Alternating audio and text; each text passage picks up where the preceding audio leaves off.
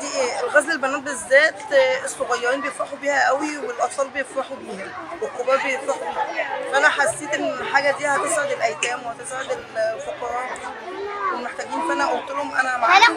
ولو اي حد مش لازم تبقى المؤسسه بتاعي، لو اي حد محتاجني للفقراء والمساكين والايتام وذو الهمم والصم والبكم على دماغنا، عينيا لكم اخدم اي حد. بداتها لما كنت مع مدام ديانا محمود اللي هي بتاع ديكور النفافيس، ولقيتها عامله المبادره للاطفال الايتام وكده، فرحت جايه حضرت معاها، قلت لها بعد اذنك انا عايزه اشترك معاكي حاجه لوجه الله، طالما ان احنا هنسعد الاطفال انا معاكي في اي حاجه. راحت جت قالت لي خلاص ماشي، رحت واسعدت الاطفال وحسيت بفرحه الاطفال جامد، وحسيت بحاجتهم، فقلت لازم اشارك معاهم في اي وقت اكون ان انا معاهم. فقابلت مدام هام عيسى وقابلت الحاج عبد الصمراء هناك، بصراحه ونعم الاخلاق والناس بتوع خير جامد. انت قايله بتكاليف كل